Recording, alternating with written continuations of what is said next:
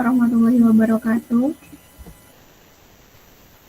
Waalaikumsalam warahmatullahi wabarakatuh. Selamat siang adik-adik semuanya. Bagaimana kabarnya pada hari ini? Baik, Bu. Alhamdulillah sehat Ibu. Alhamdulillah kalau sehat semuanya. Baik, sebelum mengawali kegiatan bimbingan kelompok pada siang hari ini, alangkah lebih baiknya kita berdoa terlebih dahulu. Mungkin ada yang mau memimpin berdoa. Mas Bintang mungkin, Bu. Baik, Mas Bintang dipersilakan.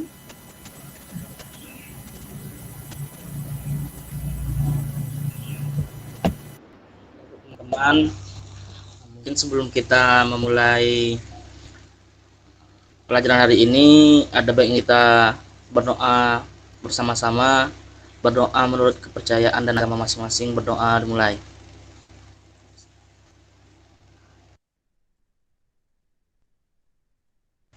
Doa selesai. Baik, terima kasih Mas Bintang telah memilih berdoa pada hari ini. Alhamdulillah dengan diadanya berdoa tadi, semoga menambah kelancaran kegiatan kita untuk kedepannya. Selanjutnya, di sini mungkin adik-adik semuanya udah saling mengenal satu sama lain. Namun kalau lebih baiknya kita berkenalan terlebih dahulu ya. Mungkin berkenalan dengan menyebutkan nama, asal, dan hobi.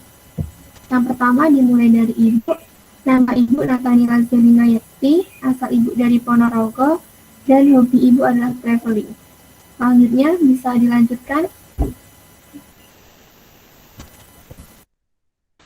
Mungkin saya dulu Ibu. Perkenalkan teman-teman, nama saya Reza Bella Septamara. Asal saya dari Kepulauan Riau, tepatnya di Batam. Hobi saya kayaknya menonton deh. Selanjutnya saya ya, Bu. Perkenalkan teman-teman, nama saya Valentina Vidya Rahayu. Kalian panggil saya Valen. Saya asalnya dari Kota Sragen. Hobi saya bersepeda. Saya ya, Bu. Halo teman-teman, perkenalkan nama saya Trinikmatur Rohma. Teman-teman bisa memanggil saya Ninik. Saya berasal dari Kebumen. Hobi saya bersepeda. Ya. Assalamualaikum semuanya. Perkenalkan nama saya Bintang Ma'ruf, biasa dipanggil Bintang. Hobi biasanya pergi mancing.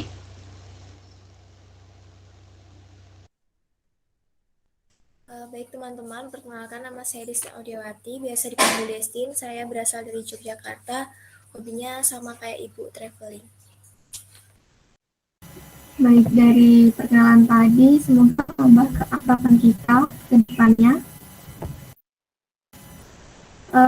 Sekarang akan Ibu sampaikan dalam pertemuan kali ini, kita akan membahas mengenai pentingnya pendidikan karakter di era globalisasi. Namun sebelum masuk pada materi, kita sepakati dulu untuk kontrak waktunya selama 45 menit. Apakah setuju adik-adik semuanya? Mungkin setuju Bu. Baik, sebelum masuk pada materi, Ibu ingin mengecek konsentrasi kalian. Nah, dengan melakukan permainan, ikuti kata guru. Apabila ada kata guru, adik-adik wajib mengikuti untuk melaksanakan perintah itu. Apabila tidak ada kata guru, adik-adik tidak usah mengikuti apa yang Ibu bicarakan. Bisa dipahami? Bisa Ibu. Baik, kita mulai ya. Kata guru pegang hidung. Kata guru pegang telinga. Pegang pipi. Ya. Selanjutnya sekali lagi ya. Kata guru hormat gerak.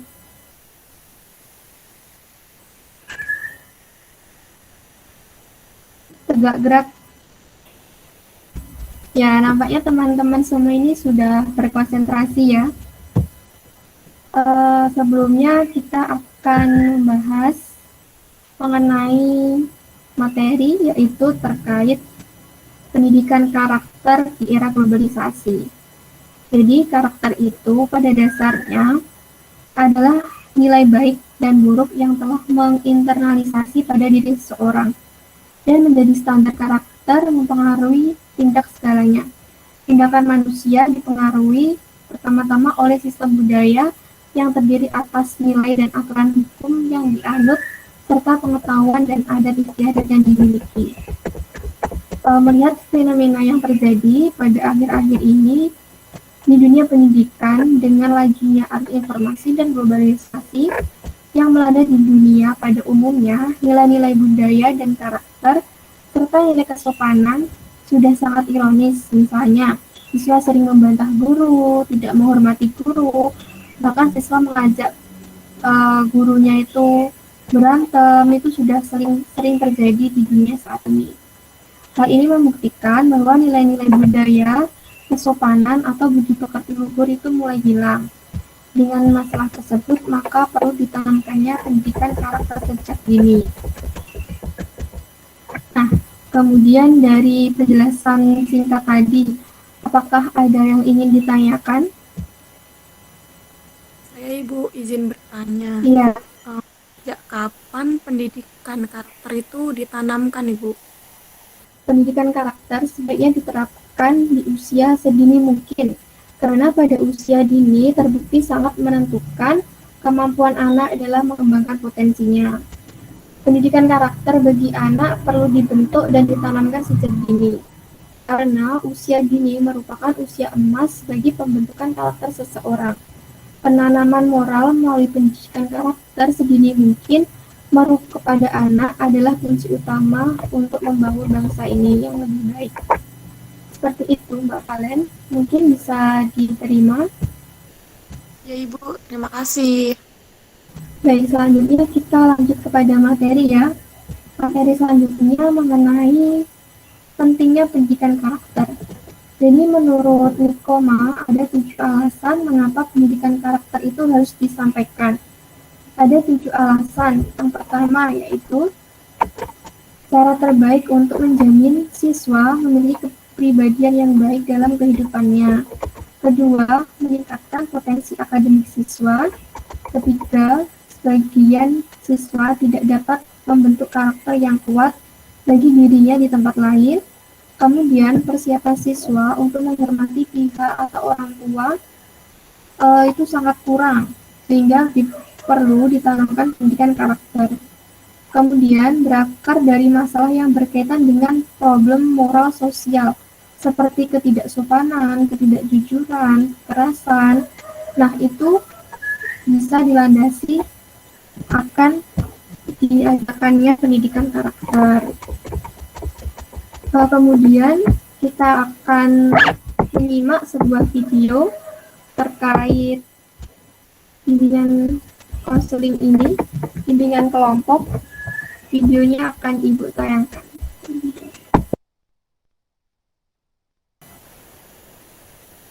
Screen-nya keluar ini tadi. Untuk videonya belum ada. Dan saya ulangi kembali ya untuk videonya. Apakah sudah terlihat?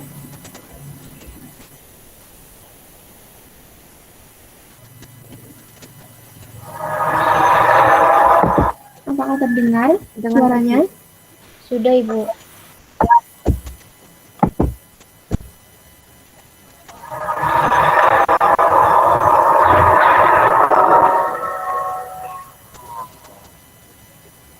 Hari ini kita akan membahas tentang tata krama. Tata krama terdiri dari 2 kata, yaitu tata yang berarti adat atau aturan, krama berarti sopan santun atau tindakan. Jadi, tata krama adalah kebiasaan sopan santun yang disepakati dalam lingkungan pergaulan masyarakat. Tidak berbeda dengan sopan santun, tata krama juga harus dilakukan di lingkungan keluarga, sekolah, dan masyarakat. Tata krama dapat dilakukan dengan cara berbakti kepada orang tua. Sudah Seharusnya sebagai seorang anak, kita berbakti kepada orang tua yang telah merawat kita dari kecil. Berbakti pada orang tua dapat dilakukan dengan cara menaati segala perintahnya dan berbuat baik pada keluarga.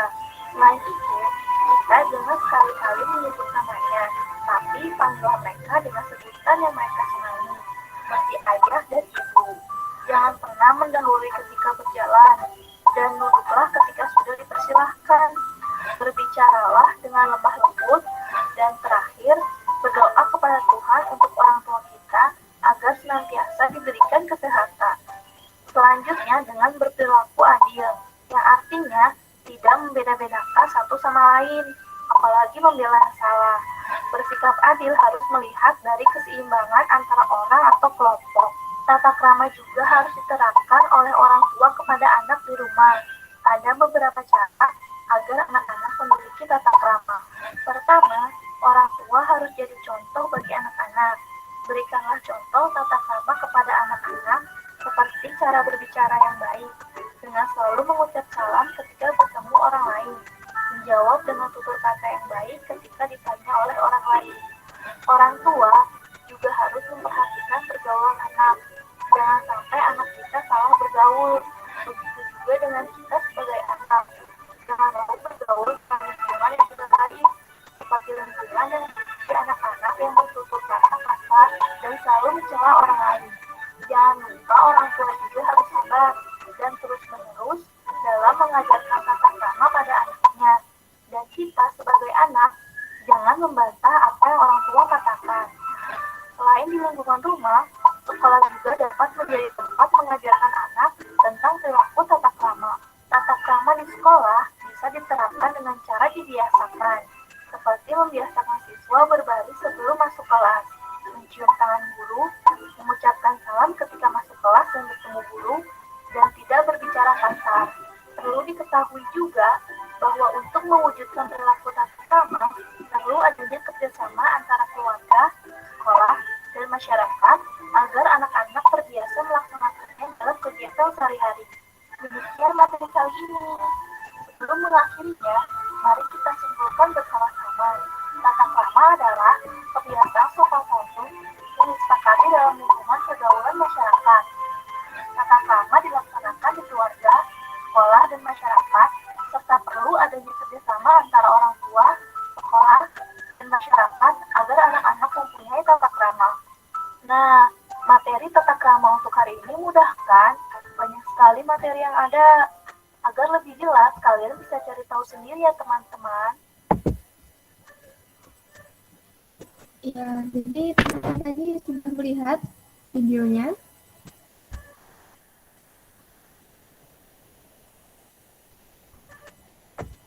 Dari video tadi, kira-kira apa yang kalian dapatkan?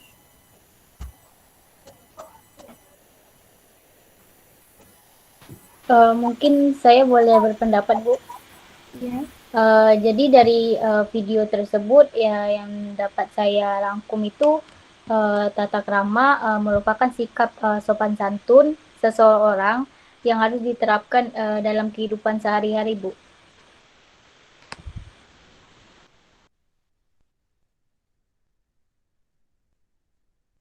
Iya, betul sekali yang dikatakan oleh Bella. Kemudian ada yang mau disampaikan lagi untuk teman-teman yang lainnya? Dari melihat video tadi yang saya dapatkan itu, ternyata tata krama di era sekarang penting, Ibu, dan penerapannya itu tidak hanya di dalam keluarga, tapi di lingkungan sekolah, bahkan masyarakat. Karena dengan kita bertata krama atau sopan santun itu mungkin akan menjadi baik, Ibu, gitu.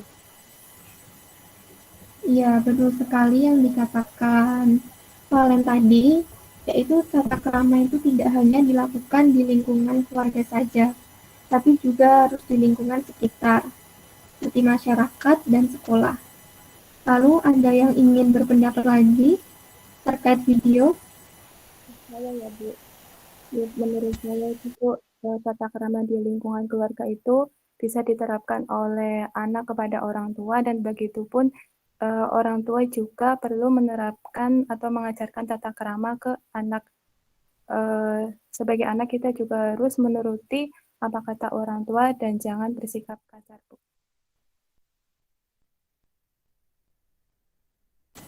Ya, terus untuk Destin dan Bintang, ada yang mau diungkapkan pendapatnya terkait video?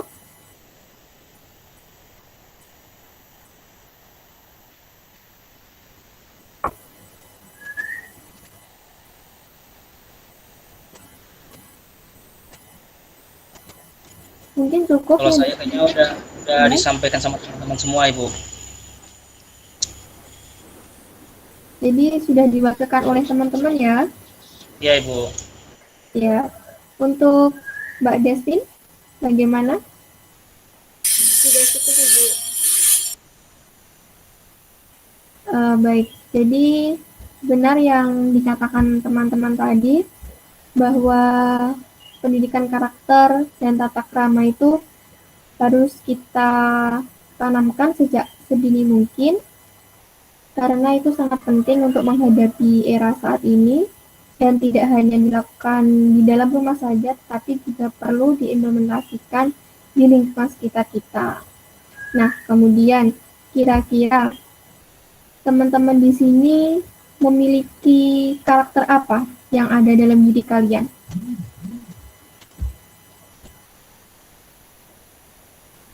Karakter yang kalian miliki itu kira-kira apa? Mungkin kalau saya disiplin, Bu. Disiplin. Kemudian ada lagi? Mungkin saya ini Bu, ramah kepada orang tua.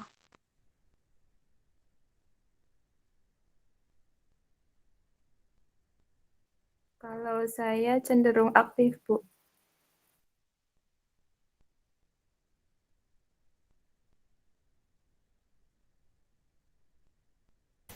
Kemudian Mas Bintang dan Mbak Destin, kira-kira apa karakter yang dimiliki? Kalau saya mungkin berusaha bersikap jujur Bu.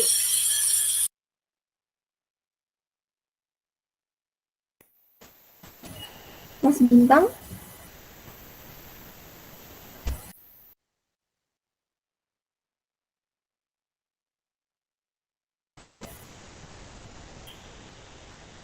mungkin Mas Bintang sedang terkendala sinyal. Jadi benar yang adik-adik sebutkan tadi yaitu salah satu karakteristik, salah satu sikap atau kepribadian yang dimiliki yang harus dikembangkan dan diimplementasikan dalam kehidupan sehari-hari. Selanjutnya, adik-adik apakah sudah menerima lembar kerja yang Ibu kirimkan melalui grup WA? Sudah, Bu. Sudah, Ibu. Baik, sekarang adik-adik coba kerjakan. Ibu kasih waktu 7 menit, lalu kita akan bahas bersama. Dikerjakan ya, Ibu kasih waktu 7 menit. Baik, Bu. Baik Bu.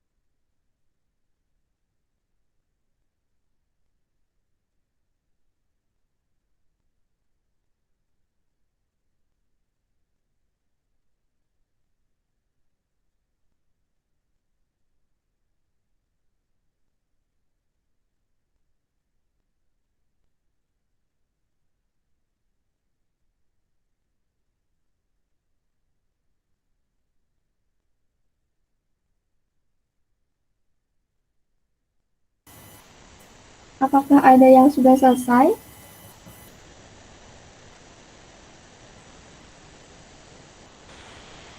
Saya sudah, Bu. Ya, boleh disampaikan Mbak Bella? Oke, baik Bu. Jadi dari hasil lembar kerja yang saya isi, saya isinya itu sebagai berikut Bu. Yang pertama, pendidikan karakter, yaitu suatu sistem pendidikan yang bertujuan untuk menanamkan nilai-nilai karakter kepada peserta didik, yang di dalamnya itu terdapat komponen pengetahuan, kesadaran atau kemauan, serta tindakan untuk melakukan nilai-nilai tersebut. Yang kedua itu pentingnya pendidikan karakter di era globalisasi, agar generasi milenial itu bisa lebih memperhatikan dan memfilter setiap budaya yang masuk, dengan arti dapat memilah mana yang lebih baik, mana yang lebih buruk secara bijak. Dan yang ketiga itu karakter yang saya miliki yaitu disiplin, Bu. Dan yang selanjutnya, cara saya mengembangkan karakter itu dengan selalu berusaha disiplin dalam berbagai hal. Misalnya itu saya disiplin dalam mengerjakan tugas kuliah, Bu. Baik, luar biasa sekali jawaban dari Mbak Bella. Mungkin untuk teman-teman yang lain, apabila belum selesai, bisa diselesaikan. Dan ini waktunya ternyata sudah mepet. Mungkin dicukupkan saja. Sebelumnya Ibu akan menyimpulkan kegiatan kita pada hari ini, yaitu kegiatan bimbingan kelompok kali ini terkait pendidikan karakter di era globalisasi. Bahwa pendidikan karakter di era globalisasi ini sangat penting sekali dilihat dari tujuan pendidikan nasional, antara lain beriman, bertakwa, dan budi pekerti luhur. Namun kenyataannya menunjukkan bahwa masih banyak anak-anak yang sangat kurang berakhlak, mungkin seperti suka tawuran, kemudian tidak sopan kepada orang tua, bahkan narkoba itu bisa terjadi. Nah, dengan hal itu, pendidikan karakter ini diharapkan mampu menjadi alternatif atau solusi bagi persoalan tersebut. Melihat situasi dan kondisi saat ini, diharapkan bangsa Indonesia dengan adanya pendidikan karakter bisa membawa generasi-generasi bangsa yang hebat-hebat. Nah, untuk merefleksikan kegiatan pada hari ini, mungkin teman-teman bisa mengutarakan pesan dan pesannya dalam melakukan bimbingan kelompok ini. Mungkin dimulai dari saya ya, Bu. Ya, baik. Kalau saya tuh menjadi tahu, Bu, apa itu pendidikan karakter gitu. Ya, kemudian selanjutnya Mungkin saya juga lebih paham mengenai karakter itu apa yang saya miliki.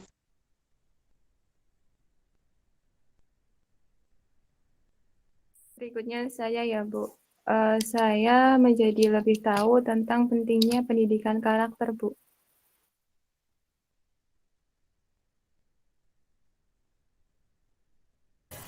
Kemudian untuk Mas Bintang dan Mbak Destin.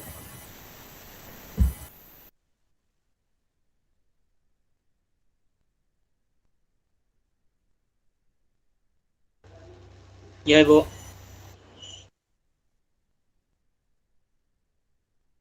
Kira-kira yang didapatkan Mas Bintang setelah mengikuti kegiatan bimbingan kelompok ini apa? Banyak, Ibu.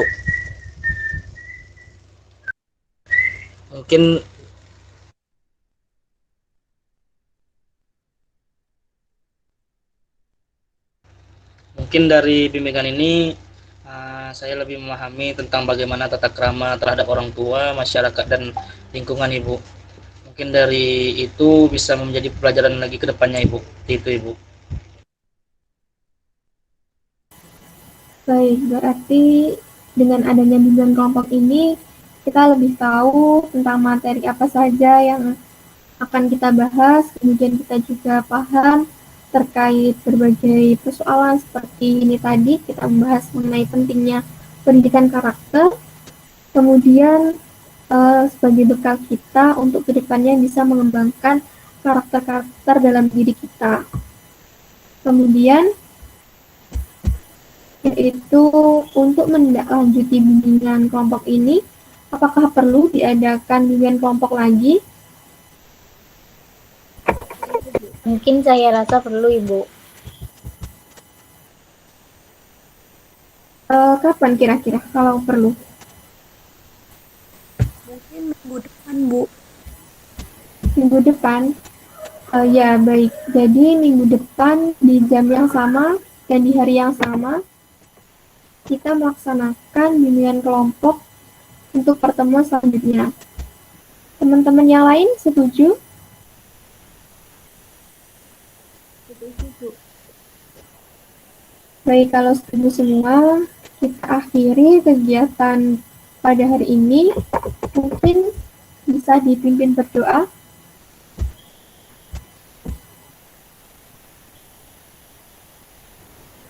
Baik Ibu, untuk teman-teman karena kita sudah ada di penghujung pembelajaran, sebelum kita tutup pembelajaran hari ini, baiknya kita sama-sama melafazkan hamdalah. Alhamdulillahirabbil alamin. Baik, alhamdulillah kegiatan bimbingan kelompok pada hari ini telah terlaksana dengan baik, dengan lancar. Semoga untuk kedepannya teman-teman bisa lebih mengembangkan karakter, bisa mengembangkan potensi-potensi dalam diri, dan bisa sebagai bekal teman-teman untuk menghadapi di era yang sekarang ini, di era globalisasi. Mungkin itu yang dapat Ibu sampaikan. Kurang lebihnya Ibu mohon maaf. Assalamualaikum warahmatullahi wabarakatuh. Waalaikumsalam warahmatullahi wabarakatuh. Terima kasih, Bu.